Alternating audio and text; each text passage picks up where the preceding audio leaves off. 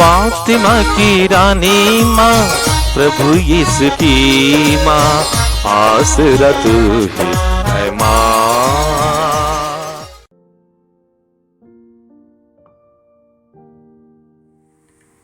जय यीशु क्रिस में प्रिय भाई और बहनों, 27 अगस्त को हम लोग कलीसिया की एक महान संत मोनिका का पर्व मनाते हैं। उनका जन्म उत्तरी अफ्रीका के तागात्से नामक शहर में हुआ। एक अच्छे कैथोलिक परिवार में उनका जन्म हुआ। 332 में उनका जन्म होकर 387 में उनकी मृत्यु हो गई। उनके माता पिता ने अच्छा प्रशिक्षण दिया था।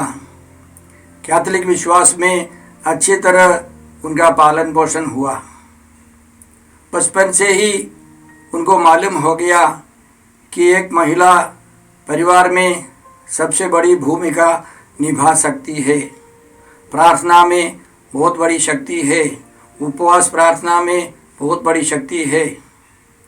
प्रभु यीशु ने जो सिखाया था, नित्य प्रार्थना करनी चाहिए और कभी हिम्मत नहीं हारनी चाहिए।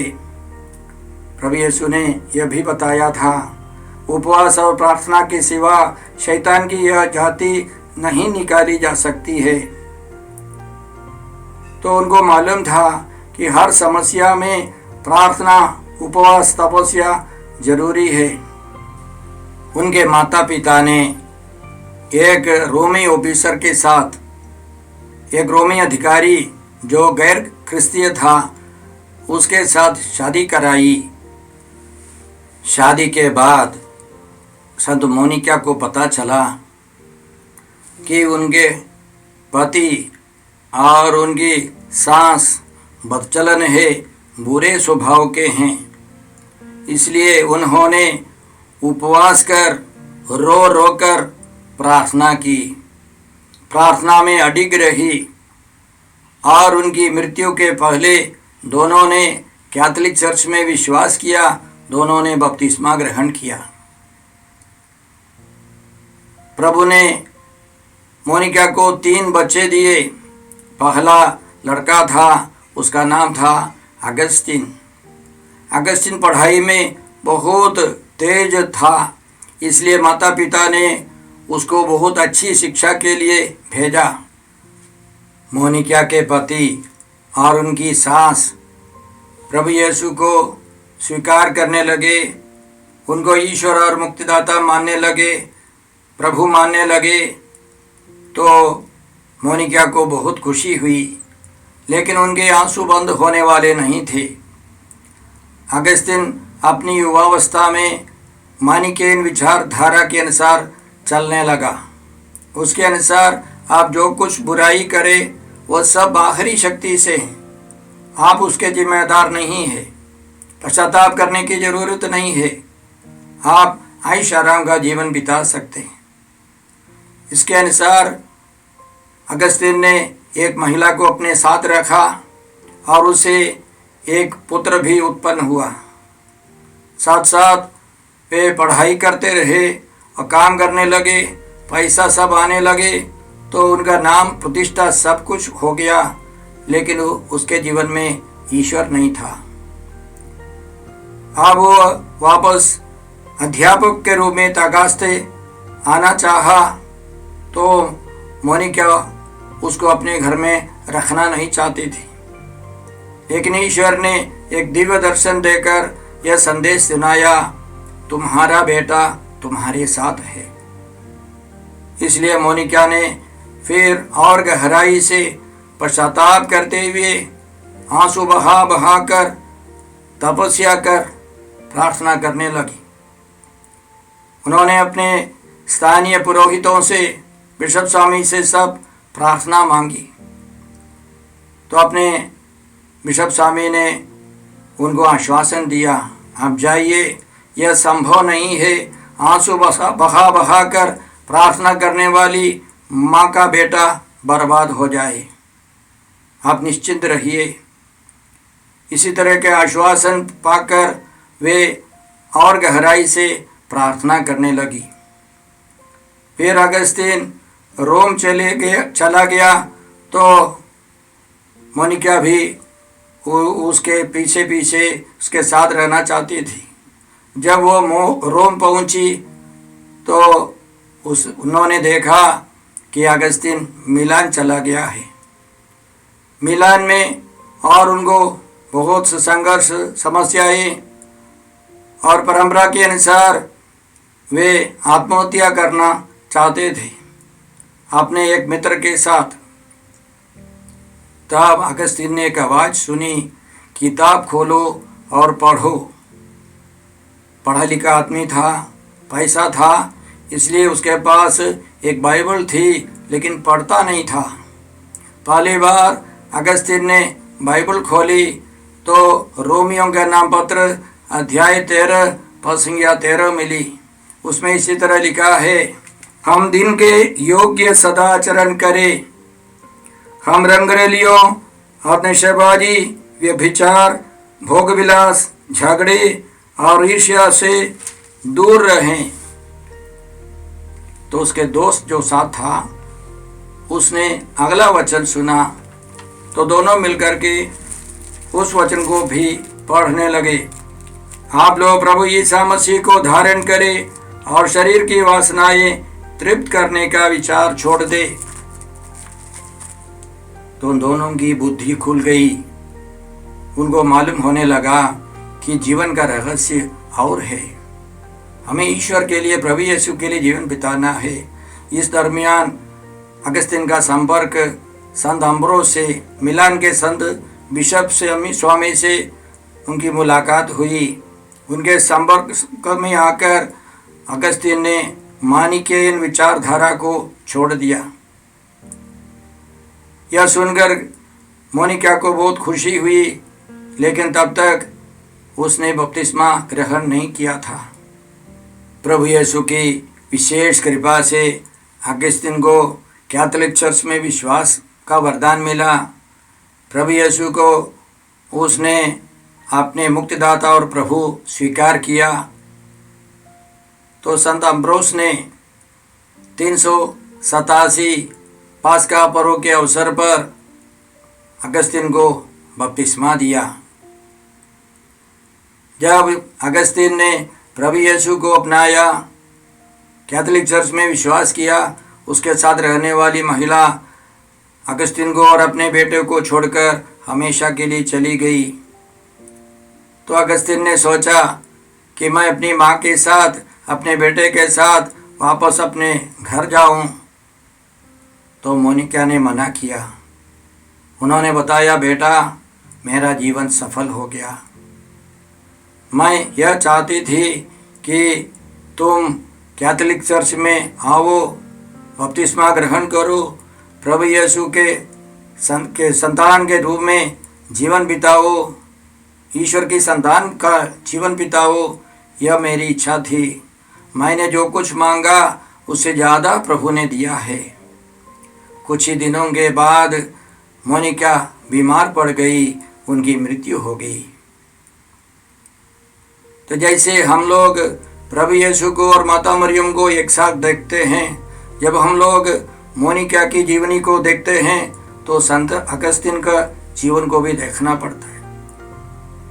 आगे चलकर उसका अगस्तीन का बेटा मर गया, अगस्तीन पुरोहित बना और आगे बिशप बने और उन्होंने बहुत सारे लेख, बहुत सारी किताबें लिखी और अभी हम लोग जानते हैं वो संत अगस्तीन हैं। प्रभु की कृपा देखिए, 27 अगस्त को हम लोग मोनिका का पर्व मनाते हैं तो 28 को संत अगस्तीन का पर्व मनाते। पिछले 1000 साल के अंदर ऐसा कोई व्यक्ति नहीं है जिन्होंने इतना प्रभाव डाला है कैथोलिक चर्च में। तो हम लोग इस महान संत के लिए धन्यवाद देते हैं, संत मोनिका के लिए और संत अगस्तीन के लिए धन्यवाद देते हैं। संत मोनिका सब माताओं की मध्यस्थता है और जो प्रार्थना में अडिग रहना चाहते हैं, जो निरंतर प्रार्थना में आगे बढ़ना चाहते हैं, उनकी भी मध्यस्थता है। जब हम लोग इस महान संत को याद करते हैं तो संत मोनिका हमको क्या सिखाती है? सबसे पहले जैसे हम लोग प्रभु यीशु और माँ मरियम को एक साथ देखते हैं, एक साथ हम लोग उनके आदर करते हैं, और उसी तरह हम लोग संत मोनिका और संत अगस्तिन को अलग नहीं कर सकते, एक दूसरे के पूरक हैं। इसलिए संत मोनिका हमको सिखाते हैं परिवार एक बहुत बड़ी कृपा है, एक इकाई है। हम लोग परिवार में जो सीखते हैं सब अपने लिए नहीं, एक दूसरे के लिए। रोमियो के नाम पत्र के द्वारा संत पौलुस भी हमें यही सिखाते हैं। अध्याय 14 पद संख्या 7 और 8 में हम लोग इस प्रकार पढ़ते हैं, हमें कोई ना तो अपने लिए जीता है और ना अपने लिए मरता है। यदि हम जीते रहते हैं तो प्रभु के लिए जीते हैं, और यदि मरते हैं तो प्रभु के लिए मरते हैं। इस प्रकार हम चाहे जीते रहे या मर जाए, हम प्रभु के ही हैं। यदि हम प्रभु के ही हैं, हम प्रभु के बच्चों के लिए भी हैं।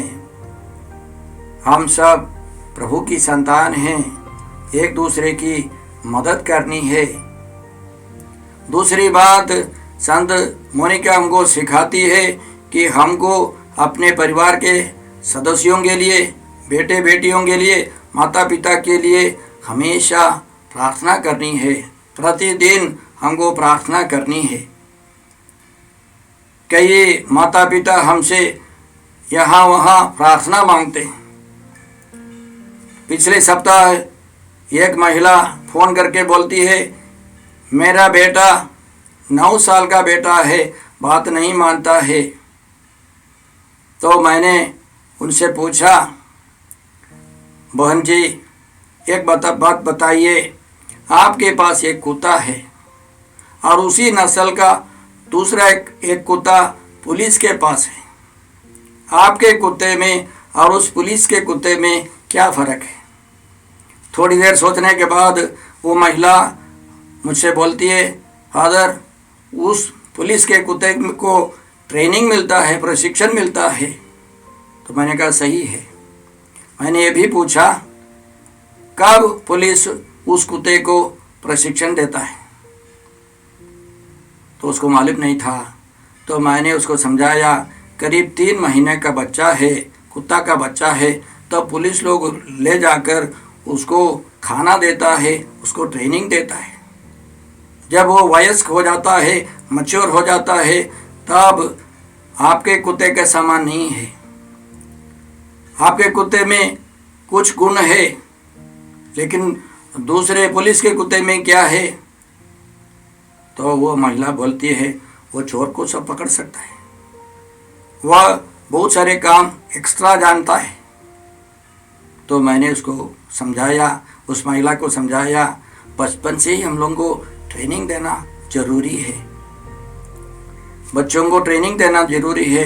ईश्वर ने आपको एक बच्चे को दिया है और आप उसका मालिक नहीं है, उसका मालिक ईश्वर है, आप केवल मैनेजर है।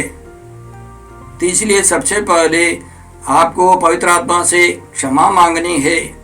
यह पवित्र आत्मा ईश्वर, तूने मुझे एक बच्चा दिया है, उसको मैंने सही ट्रेनिंग नहीं दिया, सही प्रशिक्षण नहीं दिया। उसके बाद आपकी प्रार्थना आगे रखें। भाई और बहनों, हम लोग देखते हैं जिन जिन परिवारों में प्रार्थना है, ईश्वरीय मूल्य है, कलीसिया के शिक्षाओं का पालन है, वहाँ के बच्चे अक्सर अच्छे होते। परिवार में प्रार्थना अच्छा प्रशिक्षण होना है। मैं एक किसान को जानता हूँ, उसके 5 पुत्र, 5 की शादी हो गई, एक साथ रहते थे, और सबसे अंतिम बहू आई तो उसने घोषणा की कि पापा कल सुबह से 5 बजे से 5:15 तक यहाँ पारिवारिक प्रार्थना होगी। उस परिवार में हर रोज शाम को प्रार्थना होती थी। अच्छा ईसाई परिवार है, कैथोलिक परिवार है, लेकिन सुबह प्रार्थना नहीं थी।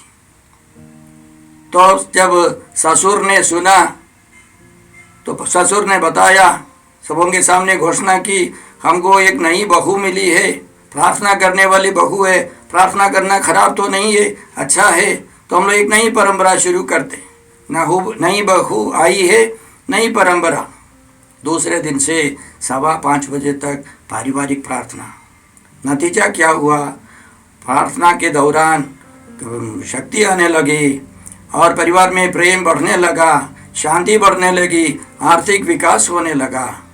बाद में वे जितने सारे पुरुष हैं वे सब करिश्माई चुप्पी में भाग लेकर पारिवारिक प्रार्थना को और बढ़ाया और परिवार में और एकता, शांति, प्रेम बढ़ने लगा। इसी तरह प्रार्थना करने वाले परिवार हैं, पर अच्छा प्रशिक्षण देने वाले परिवार है। संत मोनिका हमको सिखाती है, ऐसे परिवारों का विकास होना है, ऐसे परिवारों का नंबर बढ़ना है। हम ये भी कह सकते हैं कि अच्छे परिवार में भी कोई खराब व्यक्ति निकल सकता है, कोई बेटा या बेटी बदचलन हो सकता है। तो प्रभु की कृपा जरूर चाहिए, प्रभु की कृपा से ही हम लोग बदल सकते हैं, लेकिन हम लोगों को उसके लिए एक माहौल बनाना है।